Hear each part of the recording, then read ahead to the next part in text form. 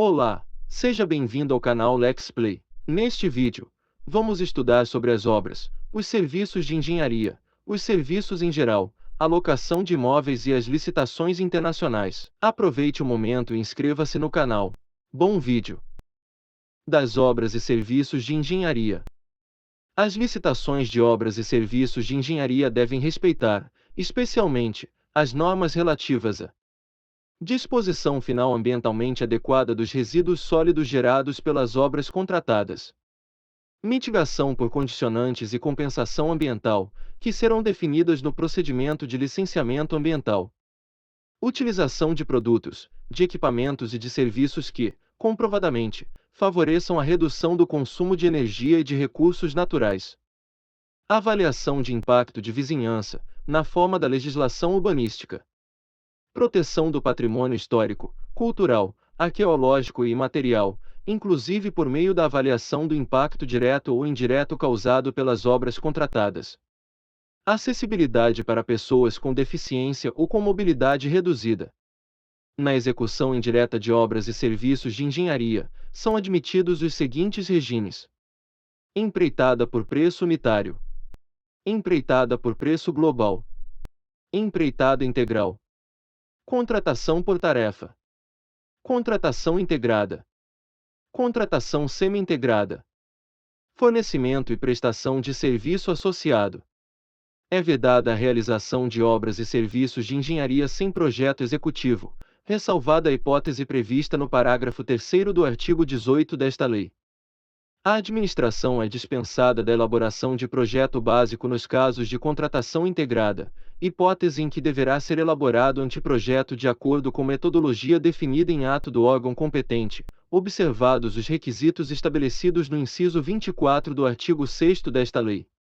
Na contratação integrada, após elaboração do projeto básico pelo contratado, o conjunto de desenhos, especificações, memoriais e cronograma físico-financeiro deverá ser submetido à aprovação da administração, que avaliará sua adequação em relação aos parâmetros definidos no edital e conformidade com as normas técnicas, vedadas alterações que reduzam a qualidade ou a vida útil do empreendimento e mantida a responsabilidade integral do contratado pelos riscos associados ao projeto básico. Nos regimes de contratação integrada e semi-integrada, o edital e o contrato, sempre que for o caso, deverão prever as providências necessárias para a efetivação de desapropriação autorizada pelo poder público, bem como o responsável por cada fase do procedimento expropriatório. A responsabilidade pelo pagamento das indenizações devidas. A estimativa do valor a ser pago a título de indenização pelos bens expropriados, inclusive de custos correlatos. A distribuição objetiva de riscos entre as partes, incluído o risco pela diferença entre o custo da desapropriação e a estimativa de valor e pelos eventuais danos e prejuízos ocasionados por atraso na disponibilização dos bens expropriados. Em nome de quem deverá ser promovido o registro de missão provisória na posse e o registro de propriedade dos bens a serem desapropriados. Na contratação semi-integrada, mediante prévia autorização da administração, o projeto básico poderá ser alterado, desde que demonstrada a superioridade das inovações propostas pelo contratado em termos de redução de custos, de aumento da qualidade, de redução do prazo de execução ou de facilidade de manutenção ou operação, assumindo o contratado a responsabilidade integral pelos riscos associados à alteração do projeto básico. A execução de cada etapa será obrigatoriamente precedida da conclusão e da aprovação, pela autoridade competente, dos trabalhos relativos às etapas anteriores.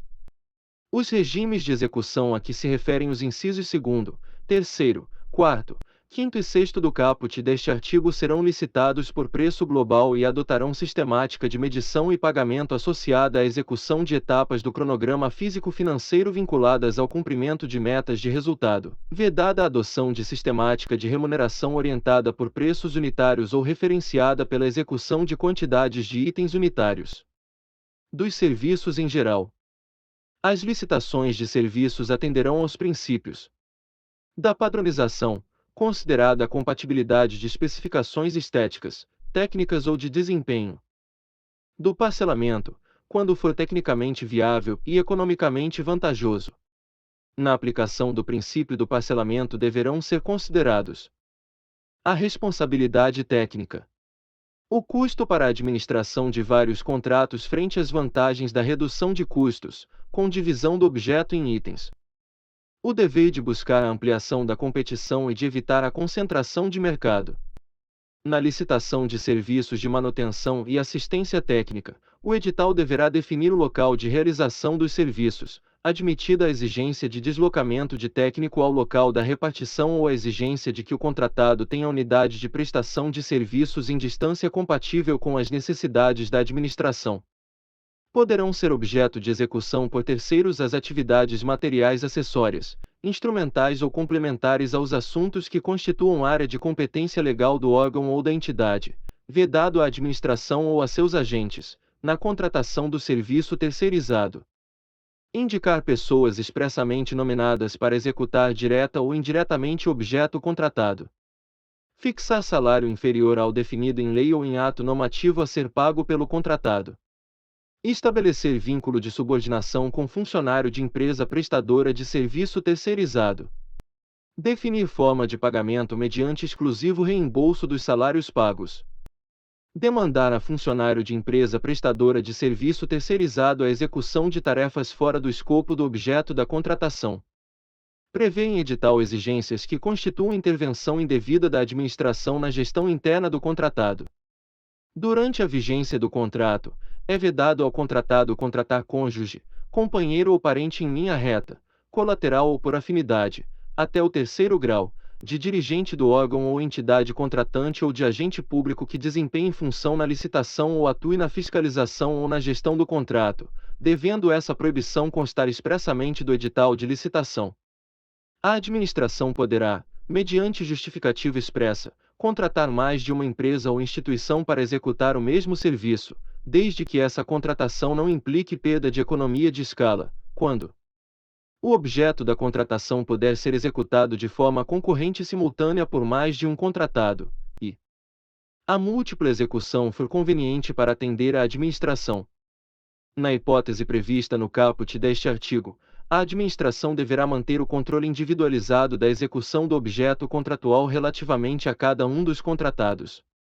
Nas contratações de serviços com regime de dedicação exclusiva de mão de obra, o contratado deverá apresentar, quando solicitado pela administração, sob pena de multa, comprovação do cumprimento das obrigações trabalhistas e com o Fundo de Garantia do Tempo de Serviço, FGTS, em relação aos empregados diretamente envolvidos na execução do contrato, em especial quanto ao registro de ponto, recibo de pagamento de salários, adicionais, horas extras, repouso semanal remunerado e 13º salário, comprovante de depósito do FGTS, recibo de concessão e pagamento de férias e do respectivo adicional, recibo de quitação de obrigações trabalhistas e previdenciárias dos empregados dispensados até a data da extinção do contrato, recibo de pagamento de vale-transporte e vale-alimentação, na forma prevista em norma coletiva, da locação de imóveis.